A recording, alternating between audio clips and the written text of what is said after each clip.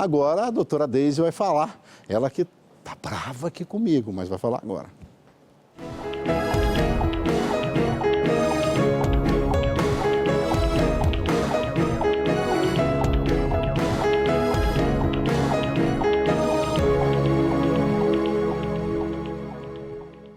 Olá, muito bom dia a todos. Bem-vindo ao quadro Direito ao Assunto. E não estou brava com Carlinhos, tá? É só uma piada dele.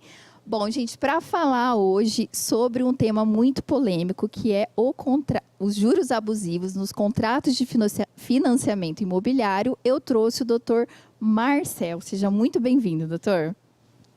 Bom dia, Deise. Bom dia aos amigos aí de casa. É um prazer estar aqui com vocês. Esse tema é muito importante aí, porque afeta, né, doutor, milhares de brasileiros.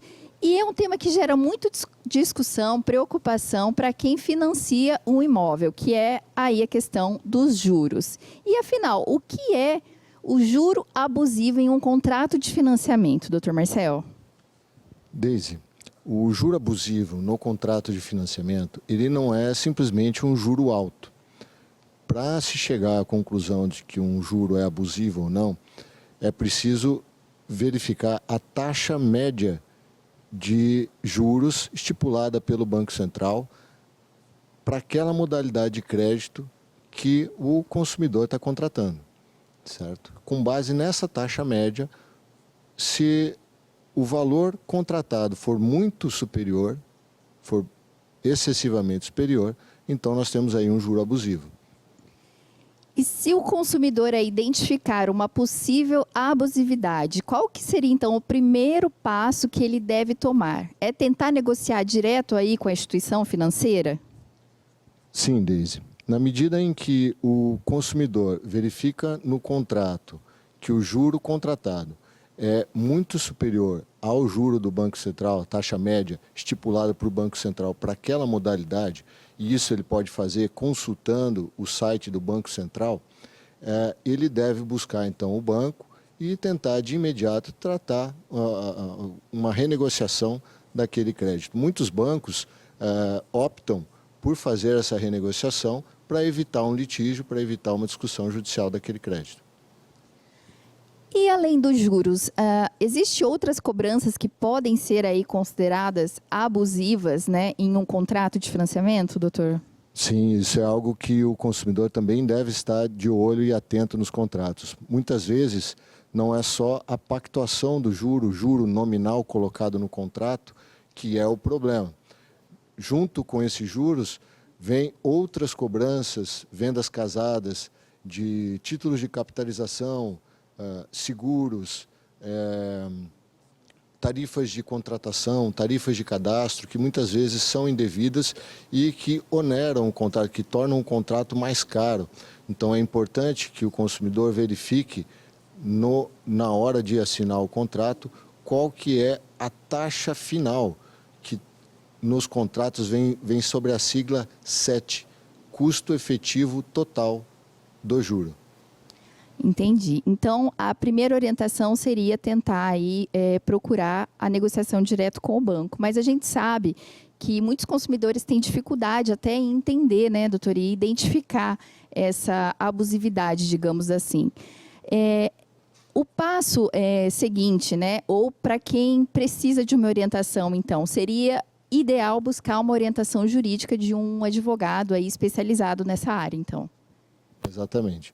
Uma vez que o consumidor tenta renegociar com o banco e não consegue, não obtém sucesso, é importante que ele consulte um advogado especialista na área bancária ou na área imobiliária, que também é acostumado com esse tipo de contrato, para que ele faça a análise de alguma abusividade no contrato, muitas vezes com o auxílio de uma perícia contábil. Entendi. Doutor Marcel, o sonho da casa própria pode virar um pesadelo quando a família enfrenta dificuldades financeiras e não consegue mais pagar o financiamento. Para quem está inadimplente, com medo de perder aí o imóvel para o banco, qual que é a primeira atitude a ser tomada? É muito importante que o consumidor haja rapidamente. Na medida em que ele recebe a notificação do banco de que está com as parcelas atrasadas, não deve ter medo, não deve ficar com vergonha, ele precisa ir até o banco de imediato e tentar negociar para a quitação dessas parcelas, certo? Se ele não consegue negociar, também na mesma velocidade deve procurar um advogado para que ele faça essa análise de alguma abusividade que eventualmente tenha no contrato, para evitar que esse imóvel seja vendido pelo banco. O banco, então, após a inadimplência, pode iniciar aí um processo de uma execução extrajudicial, né, doutor? E muitas pessoas ficam confusas. O que é o leilão e o que é essa execução aí extrajudicial? Como que funciona isso?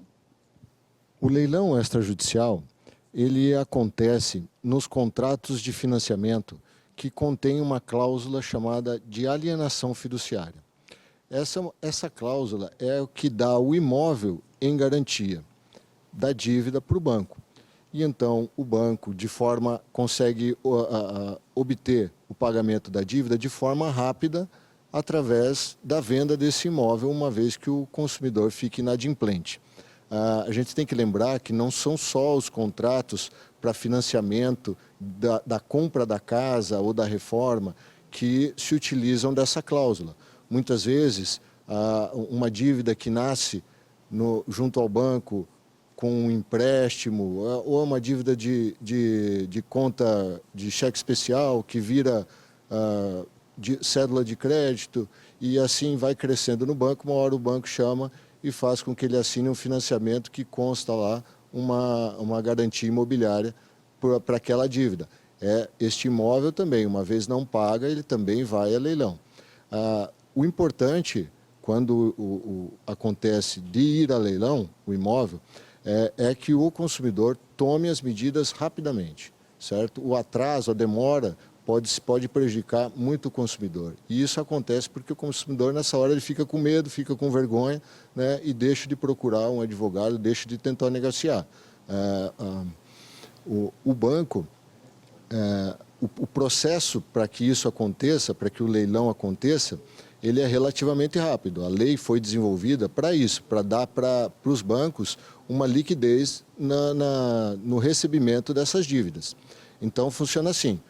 O consumidor fica inadimplente, atrasa lá 3 parcelas, o banco notifica, envia a notificação para o consumidor, não sendo feita o pagamento dessas parcelas em atraso, o banco consolida a propriedade, isso quer dizer que o imóvel passa a ser de propriedade do banco e ele já leva a leilão, mesmo sem ter desocupado. Às vezes o consumidor está lá morando no imóvel e não sabe, o imóvel dele já está indo a leilão e já está sendo vendido. Ele só vem a tomar ciência de que o imóvel foi vendido quando o comprador pede para que ele desocupe o imóvel.